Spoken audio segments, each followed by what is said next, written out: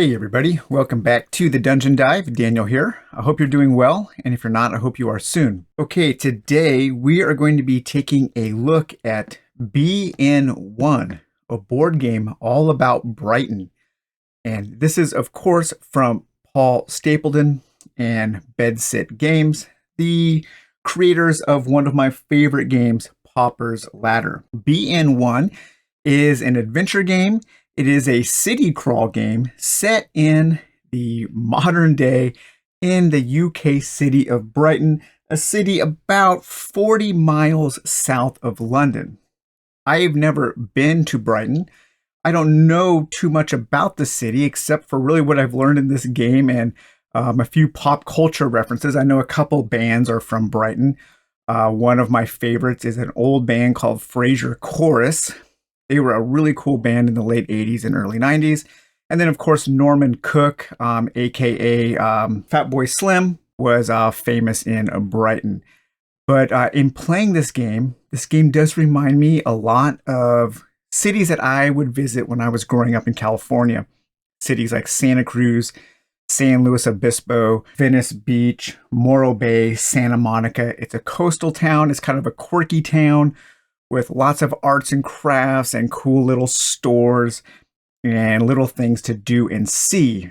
And more than anything, this game gives me that feeling of when I was a kid, going on vacation, visiting one of those cities with some money burning a hole in my pocket and just wandering about, looking at things, buying things, eating snacks, and just having a good day. And that's really what BN1 is all about. It is a modern day adventure game where you are playing as a tourist and you are trying to have the most interesting day. And you're trying to collect victory points, which are anecdotes. And the first person to get 50 anecdotes and make it back to the train station is declared the winner of the game. So it is a competitive game, not a cooperative adventure game. And it really does kind of meld in kind of an old school design with some really cool modern twists. Just looking at this board, it does look like a very old game. You are moving around from space to space, having encounters. It is kind of like a talisman set in a modern UK city, you could say.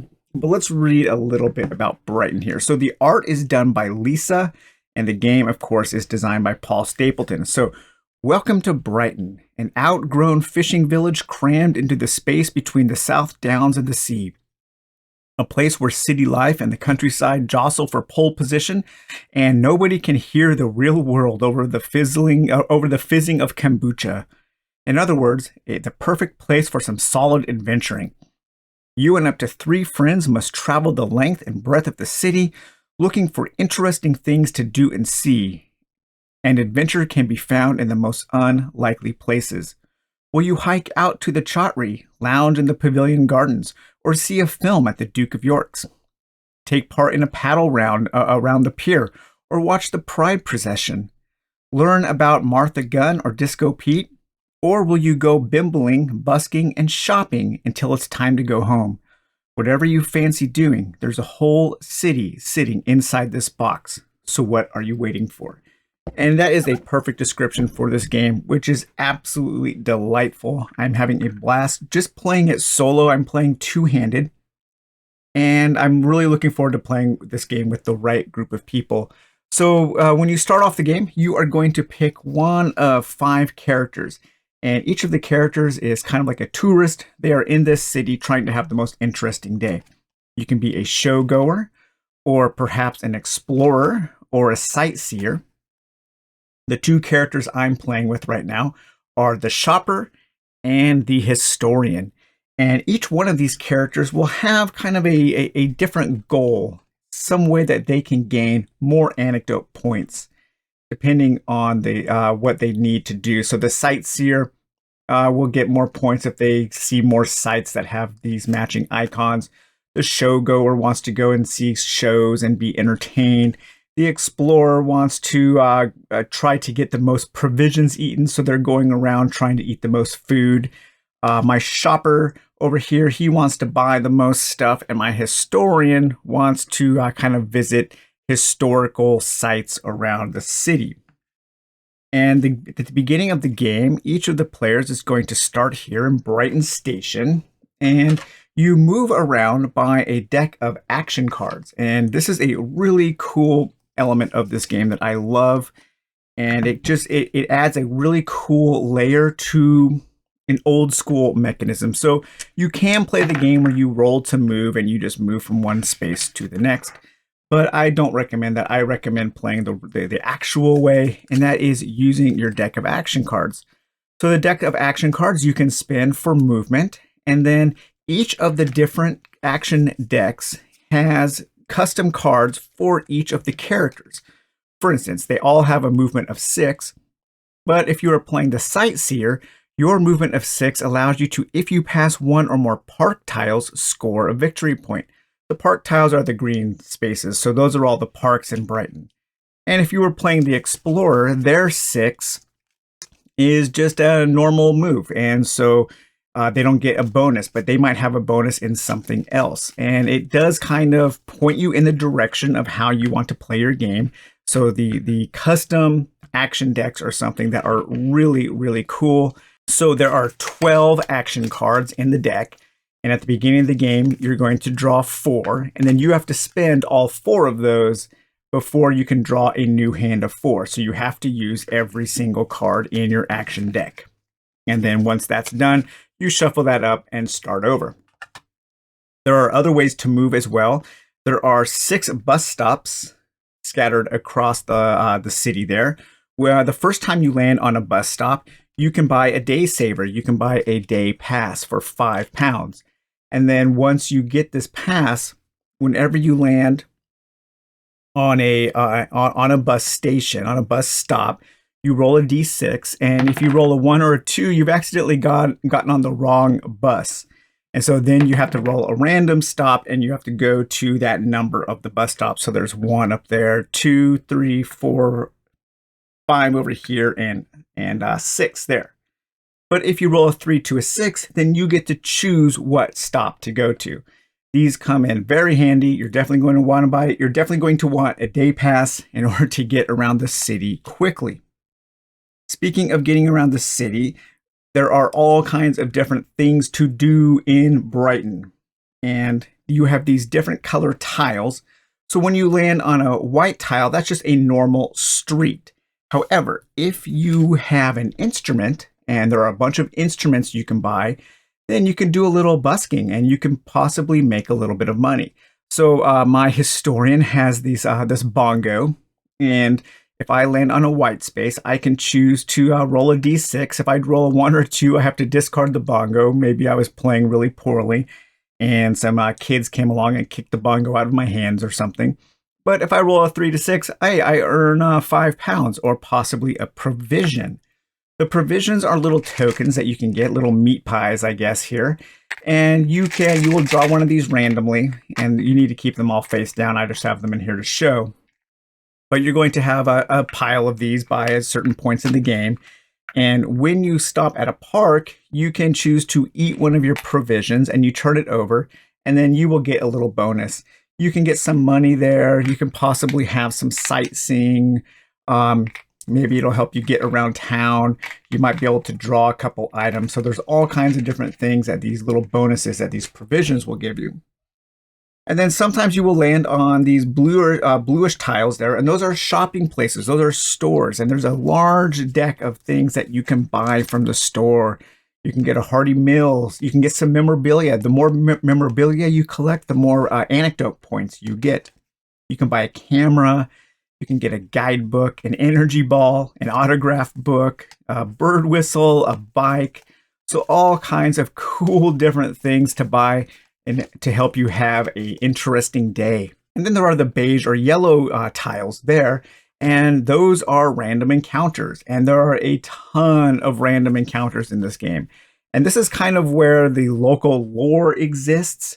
And I'm sure if you're from Brighton, you probably get a lot of these. A lot of these are based off of real people, kind of local celebrities, maybe local eccentrics, if you will. but all kinds of different things. Like you might meet this chap here named Mark Miller, Brighton's very own cheeky chappie. The sound of Mary from the Dairy still echo through town. I have no idea what that means, but when you draw this Max Miller guy, he's going to come out and he's going to be kind of like this famous person of Brighton. And you will put this token somewhere, and then you have to go to travel to that spot in order to meet him. Or you might have the oldest gay in the village, local legend George Montague. The legendary oldest gay in the village stops and asks if you'd like a lift on his scooter. And I believe the game is dedicated to George Montague and a fella named Disco Pete, I believe. So two local eccentrics, two people that Paul probably knew or other people have known. So that's kind of cool. It just gives you that feeling that there really is a lot of love towards the city in this game. And in playing this game, it made me think about how I would design a game based off maybe the town that I grew up in California. And it would be a very different kind of game, but it could probably be pretty cool as well. But there's all kinds of things. You can get bracing sea air. You can go enjoy the sea air, have another turn, a bus ride, a service update, Doreen Valiente, the Brighton Horde, a ghost walk. Perhaps you can go and enjoy a kite festival, or there's some exchange students asking for directions. Local legend, there he is, Fat Boy Slim in the flesh. I like that local legend. Pesky pigeons, greedy goals. So as you can see, all kinds of awesome. There was Disco Pete. I know I passed Disco Pete. There he is, good old Disco Pete. For years, his colorful, magical figure lit up 1,000 songs around town. And through these different encounters, it just makes you feel like you are really exploring this place that actually exists. And another big deck of cards that helps do that is this huge deck of destination cards. And these cards are giant. And the last spaces on the board are these these dark yellow spaces. And these are the different destinations. Each of the characters is always going to have a destination. And that's kind of the place they want to get get a bunch of points. So far, my historian has visited the Whitehawk FC. So having traversed East Brighton Park, you follow the sound of a cheering crowd to Whitehawks Football Club. The match is about to begin, will you? So if you went to this Whitehawk FC, which is over here at space 28, you could spend $5 for a ticket to get in, and then you would get 3 anecdote points. Now, if your character was the Explorer, I believe, because the Explorer, that's their icon, then they would get something else. They would get a bonus to visiting Whitehawk FC. But if you pay the entrance fee, then you can have a choice. You can have a trial with Whitehawk FC, collect a sneak card. So sneak cards are another element in this game that do point to this game being much more fun with a group of people, because these are kind of like take that cards. These are cards that you can play on other people to throw monkey wrenches into their interesting day. However, it's not all bad, because let's say somebody played a card on you that made you not skip a turn, but made you move fewer spaces than what you played. And let's say that card was the soccer ball card. And if you had a soccer ball card in your hand, you could play to block that card.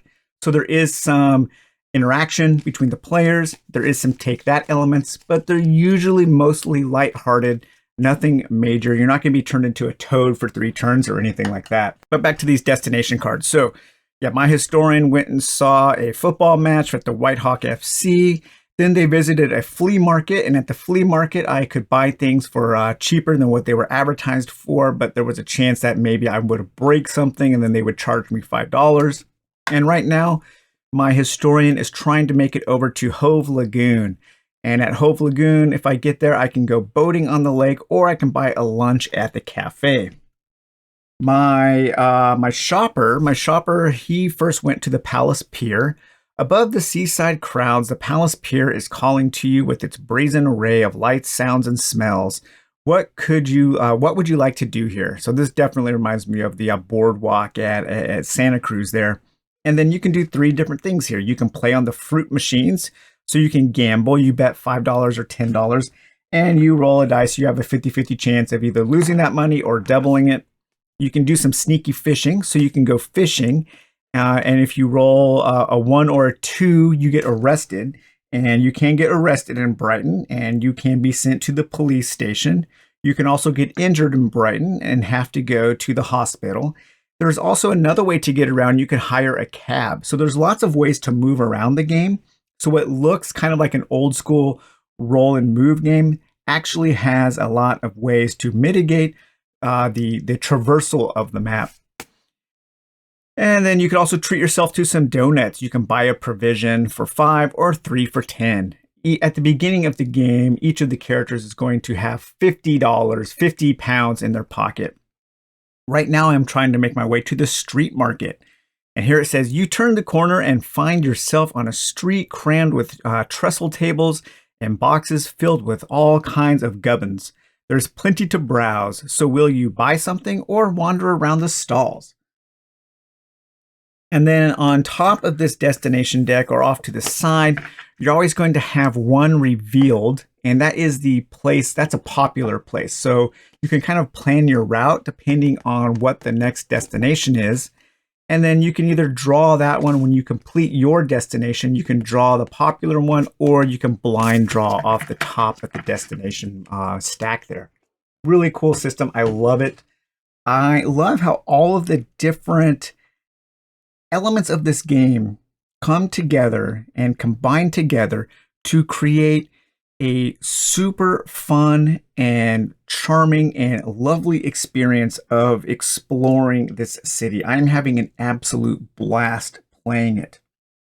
My shopper has purchased 2 pieces of memorabilia because my shopper just wants to go around and spend as much money as they can. I bought a vintage board game and a scale model train there. In addition to my bongo, my historian also bought a city map, which helps me pick more interesting destinations to visit. But let's see here. Whose turn is it? It is my shopkeeper's turn, or my shopper's turn, I should say. And they are trying to get to the street market, and the street market is at spot 21. Now, this is a really important place for my shopper to go to because my shopper has this icon there. So I will get a bonus victory point whenever I resolve a shopping destination. So this was a really good draw for my shopper. And that is at spot 21, and spot 21 is located right here. The numbered spots start in the upper left with 1, and they just kind of go across and all the way down to 45 there. And my shopper is way over here, so he's pretty far from the street market. But let's see what cards I have in my hand right now. I have a 7, a 3, and a 4. Okay, so I might want to get more money to spend. So instead of moving on this turn, my shopper has a custom card here. And this is a bespoke card that I believe only the shopper has. So instead of moving, I can just try to get some money. And I think I'm going to do that this turn. So I'm going to play this. Instead of moving 4, I'm going to roll a d6 and try to get some money from the cash machine. A 4. All right, collect 5 pounds. All right, so I'm going to take 5 pounds here. I'm going to add that to my stack. And then his turn is now over. So now it's my historian's turn. And the historian is trying to get to Hove Lagoon.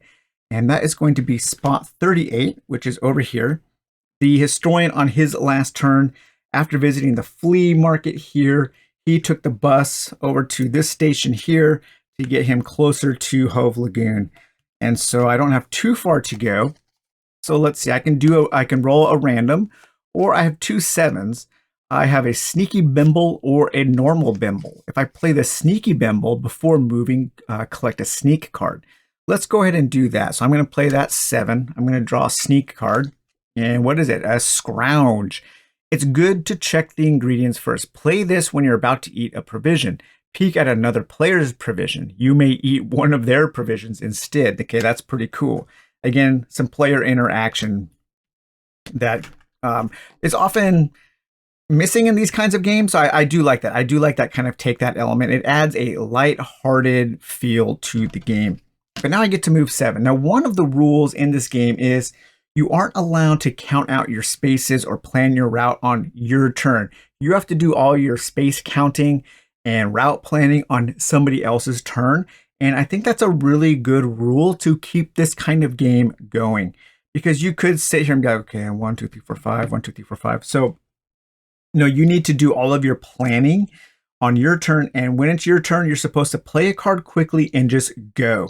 It's kind of, I think it simulates the hustle and bustle of the city, of kind of moving with the crowd, of possibly not knowing the direction that you're going in, having to kind of hunt around and find the places that you're looking for. But I'm going to move 7, so I'm going to move 1, 2, 3, 4, 5, 6. Okay, I can stop at my destination. And so I have made it to Hove Lagoon. I get 3 anecdote points, so that puts the historian up to 3. And now I am a pleasant stroll along the seafront leads you to the water sports center. It's warm and the water looks inviting. So will you go boating on the lake or buy lunch at the cafe? If I go boating, I draw 5 sneak cards, score 1 for each card that has a beach hut. If none, go to the hospital, then shuffle all 5 cards back into the deck. So that's a little pressure luck element there. Or I could buy lunch. I think I'm going to go boating. So I'm going to draw the top 5 sneak cards. So 1, 2, 3, 4, 5. And hopefully at least one of these is a beach shack. No, there is one. Okay, so I got 1 point. Okay, so 1 more victory point pushes him up to 12. So that was an interesting trip there. I had a nice boating. Maybe I have a story now to tell about how I almost fell in the lagoon, but I was able to right my wrong and the boat didn't tip over or something like that. A nice little anecdote to tell. And then you would just continue playing like that, moving around, shopping, having adventures, having encounters, going to different destinations, meeting different characters, meeting different eccentrics, performing a bongo solo on the street perhaps, maybe having a nice little picnic in a park. All kinds of cool little things to do in Brighton.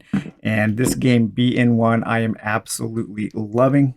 It is available now. You can buy it on Bedsit Games. I would love to see these games get better distribution so that people outside of the UK don't have to spend quite as much on shipping. But between this and Pauper's Ladder, I think Paul Stapleton is really becoming one of my favorite designers. I love his aesthetic. I love the charm present in his games. And I am always interested in anything he's doing. I know that he is taking pre-orders now for a new expansion for Pauper's Ladder. And I am super, super excited for that. So, all right, guys. Well, I hope you enjoyed taking a look at something a little different. It is still an adventure game. It's a city crawl, just a modern day adventure game and city crawl. A board game all about Brighton, and that is BN1. We'll talk to you guys later. Bye-bye.